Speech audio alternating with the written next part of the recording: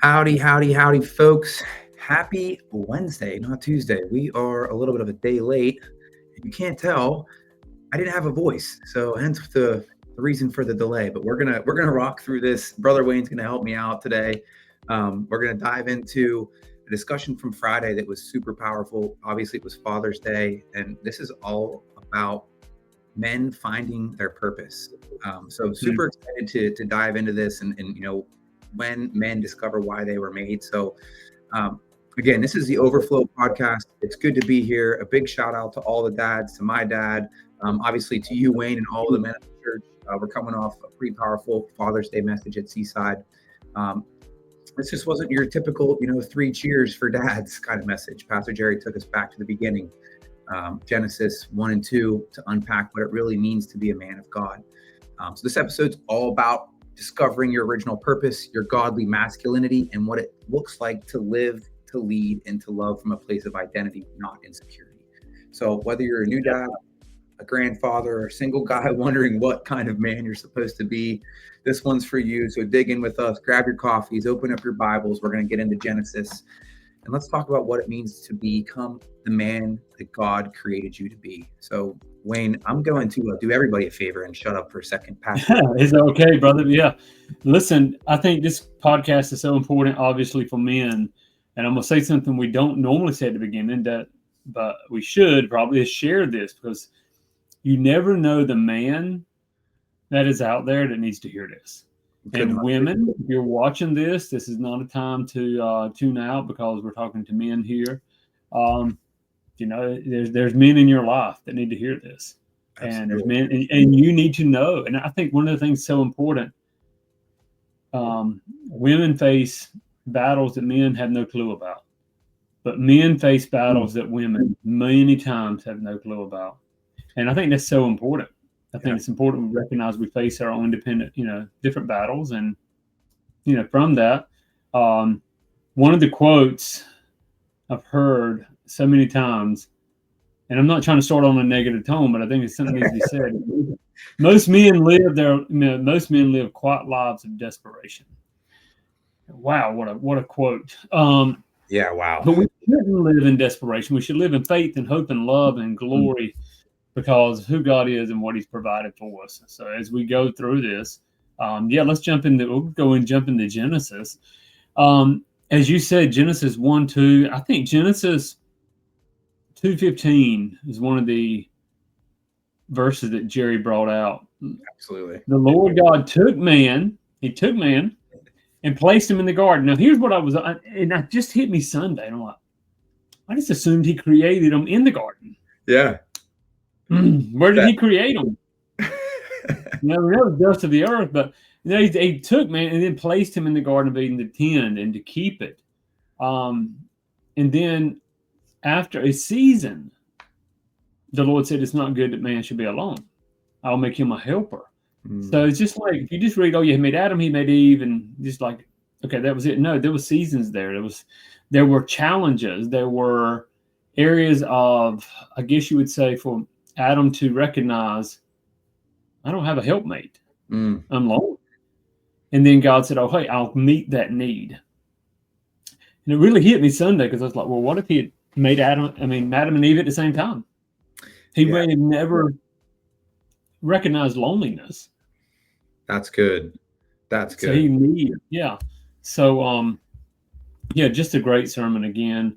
I think when we look at the fact of what Jerry said, biblical manhood is under attack.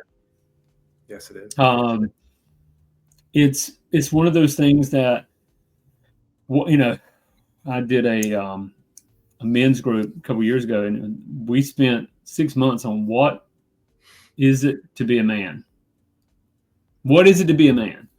And we looked at biblical characters, and we looked at our fathers, and we looked at this means this is good, this is bad. But the reality is, we were created to live in His presence, to be a father, to rule and to take care of. And I think we miss that today.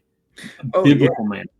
Absolutely. And I think that's, it's one of the things too that as I was sort of reflecting back, and again, I was listening again to Pastor Jared, and he talks about some things where it's not just speaking man into being, right? It's like we talked about God formed us out of the dust with his hands. There's intentionality right there. There's an intimacy there God did that there's a reason there. It wasn't just, yes, he spoke a lot of things into existence, and that's all throughout Genesis, right? We see that. But I think when he forms them with his hands out of the dust, and then he breathes into his nostril, that work, right? There's intentionality there. And it's not just, we talk about Eden, the Garden of Eden, right, as a place, but really it's a presence. It's God's presence before anything else. Before we had a job, before we had dominion, before there was, a partner brought into the scene, it was just man in God's presence. And that is, I think that's so powerful when you talk about where is it at? That was originally it. It was man in God's presence. So when you in the presence with God, that's where you're most powerful. That's where it all began. And sometimes we're just distracted with chaos. And that's just so simple. Sometimes we skip past everything else, or we skip past the presence of God to pursue everything else. It's kind of crazy. Yeah, no, it is. It is. And it's something, what I love about that is once you recognize it, it's real easy to get back into the presence. And if someone is facing health challenges, or someone is in career challenges or whatever, it's not always an overnight fix. No. But if you're out of God's presence, you can say, hey, God, I miss you. You can get into that place, that quiet place, in place of worship, that place into the word, whatever, and just go, I need you here. And the presence will, I truly believe, the presence itself is going to, Matthew 6:33, seek that kingdom. It's going to solve everything else. But I think the attack on men has taken us not only away from his presence, but even confused us in other areas of life. Oh, absolutely. I could not agree more. 100%. 100%. And it's a very, as you get away from the word, you get away from the truth. And there's a lot of other things that are intermixed into what a quote unquote man is supposed to be and what masculinity is supposed to be. And I think that's we're as a young, I don't want to say young, but as a middle-aged man, I've got brothers who are in their 20s trying to find their place of like, okay, what are we supposed to do? How am I supposed to act to make sure that, one, I'm doing it to reflect me being a man, but also in God's vision of a man, because there's so much outside noise.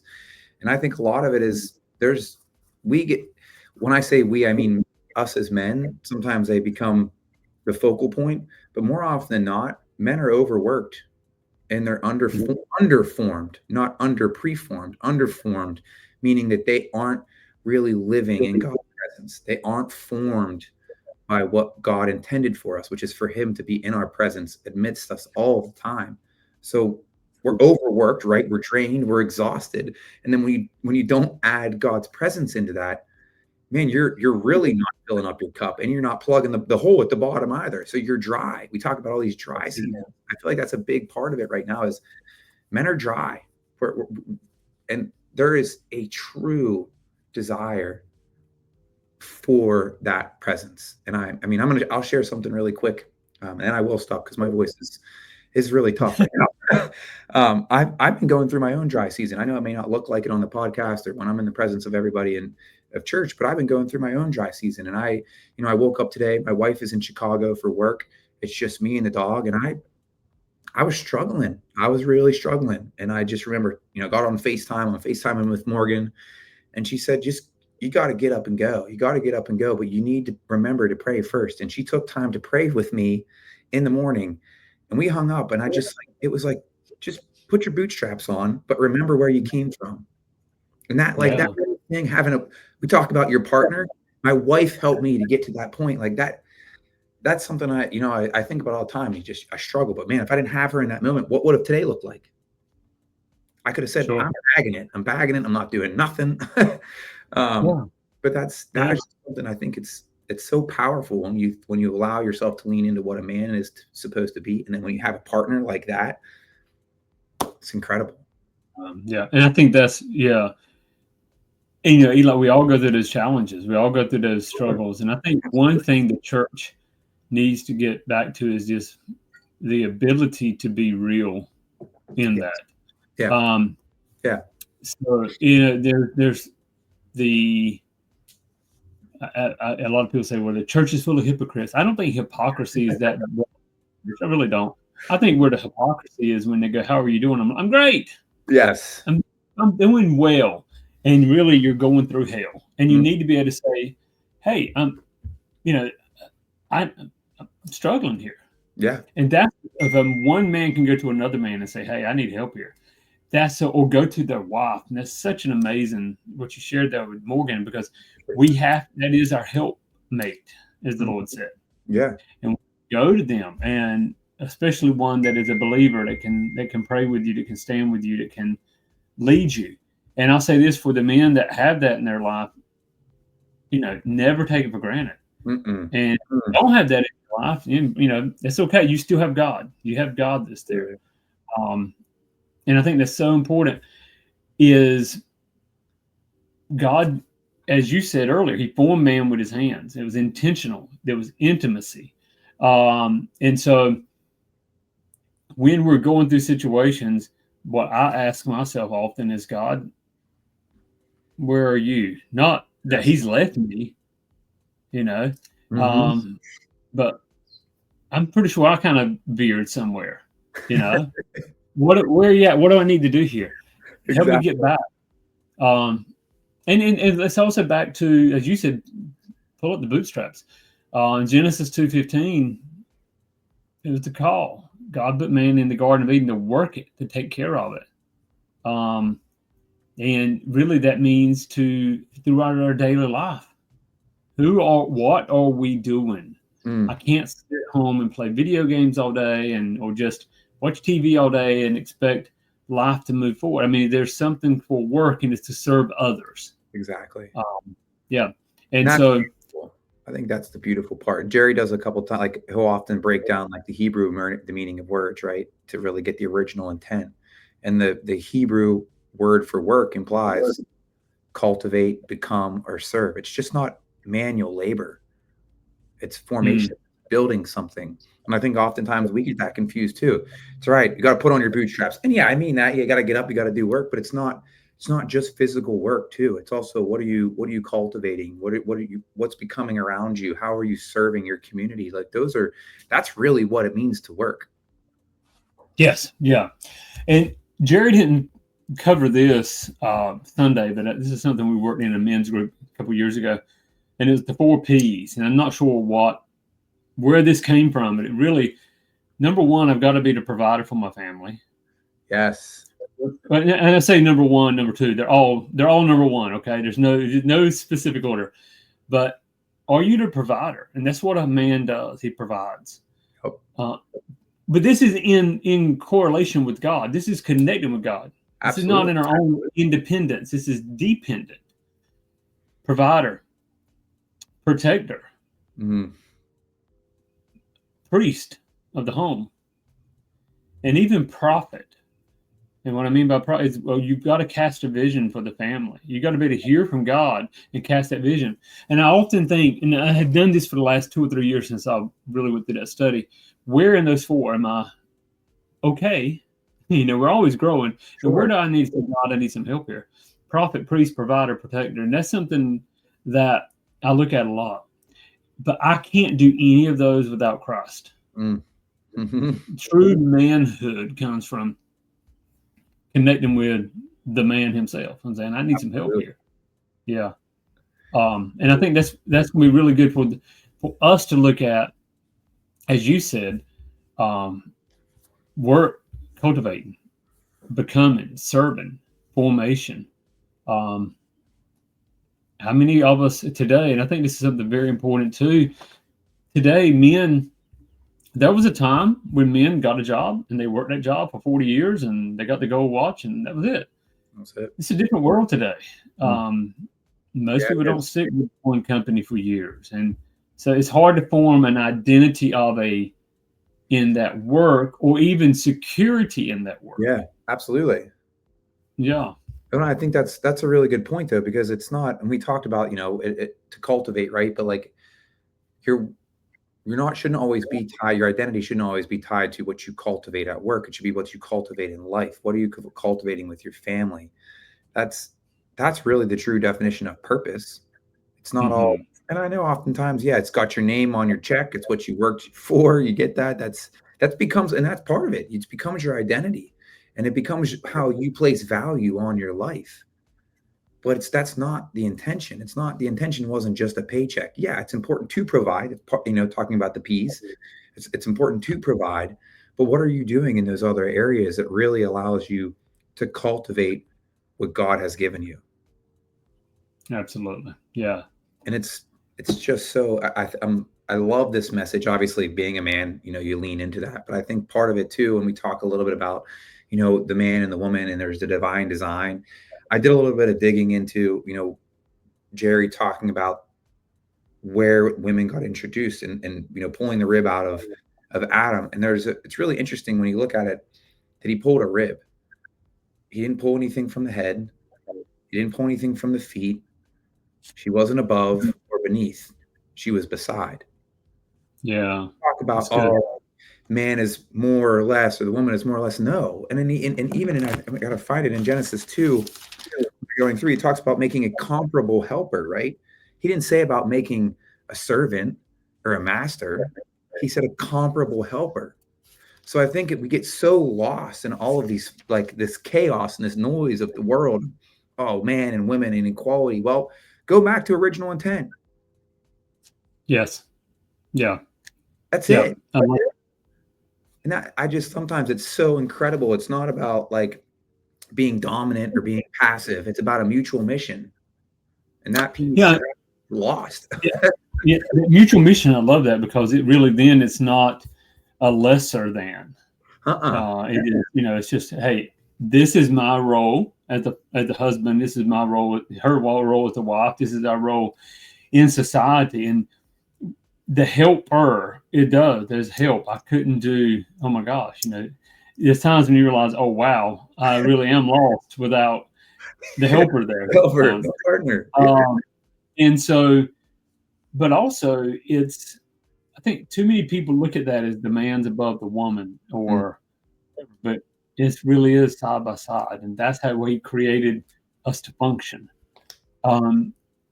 Do we have different roles? I do believe that. I do believe we have different strengths. And so I think it's so important to understand that mutual mission as what we're going to do together.